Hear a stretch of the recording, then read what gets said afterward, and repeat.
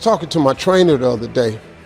We were working out in my backyard, and he was wearing my out, man. And I sat down on the wall, and I said, man, I'm struggling today. This is hard. My trainer's a younger guy. He said, what do you mean? I said, man, this workout is hard. He said, no, man, this is hard. He said, how you came from a poor kid in the projects to this house you got in this neighborhood and the TV star, he said, that's hard. And I had to catch myself, because working out ain't near as hard as the struggle to get where you want. Everybody in this room wants two things. Everybody wants to be successful, and everybody wants to be happy. I'm gonna tell you something about that. That happiness and success is available for every last one of you. But I'm gonna tell you what you're gonna have to do. You're gonna change your mindset. If you're planning on being successful, you have to change this here. The difference between successful people and non-successful people is right here. Many of you will not be successful because you've got this giant goal and no steps to go with it. You're just in your mind like, this is my year. How many steps? I don't know. What is it going to take for you to do it? I don't know. I just know this is my year. Can I be real with you? If you can't measure it, it ain't real.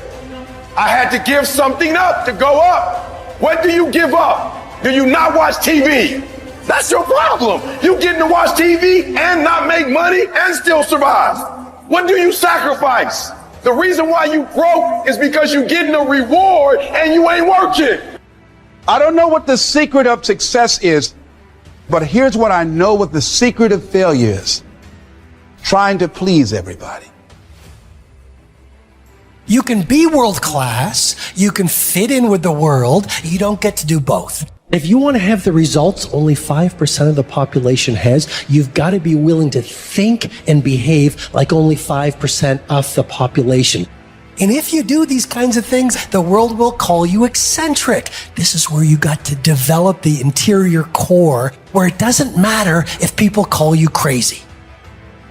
One of the things limiting you from your income, your impact, a world-class life. You care too much about what people think about you. Sounds really obvious. Everyone has an opinion. Why let the opinions of other people deny you from a life that will make history? You know what I hear.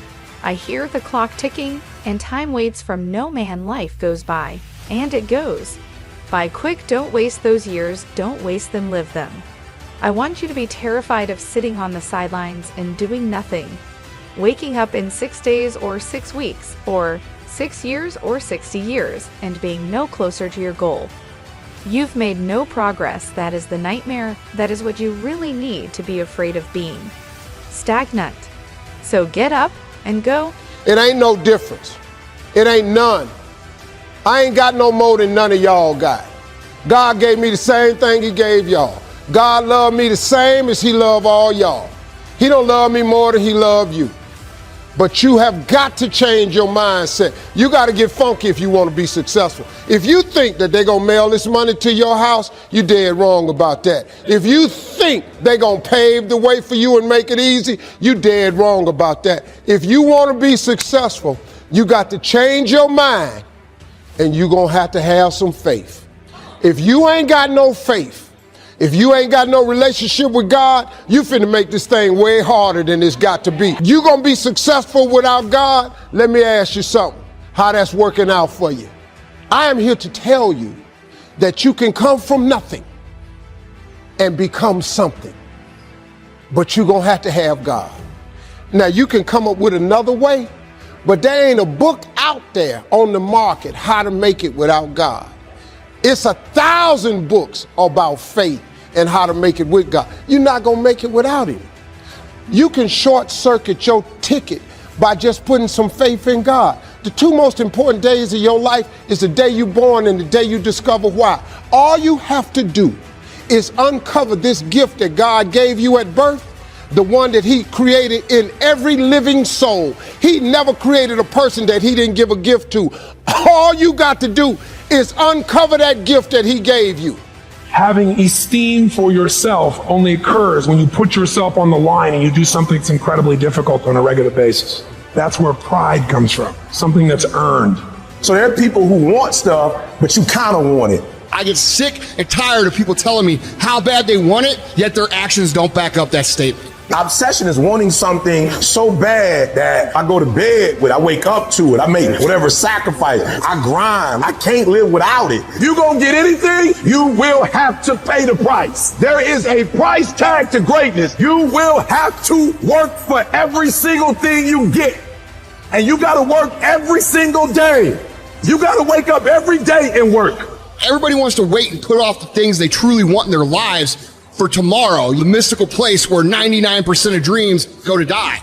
The only time you have is right now. And if you're not obsessed every single second of every single day with achieving your goals, you're never going to achieve them. It takes dedication, it takes time, it takes effort, it takes obsessive, compulsive, ridiculous amounts of effort. You better dedicate every fucking second of every day, of every week, of every month, of every fucking year for a lot of fucking years in a row if you ever want to get these kind of goals. Don't be somebody who talks shit. Be somebody who does shit. Why are you so antisocial? Because I'm trying to get it. Why are you staying on the basketball court so much? Because I'm trying to get it. Why are you out there practicing in the hot sun when ain't nobody else out there? Because I'm trying to get it. Why are you not clubbing like every time I text you and invite you to go do something fun and cool, you always studying? Because I'm trying to get it. Let me tell you something a guy told me one time. He said, Steve, I had a job. He said, if you want to see how your life gonna be, he said, I want you to follow your boss home one day. I didn't think nothing of it. He said, see what he driving, see the house he living in, and see who greet him at the door.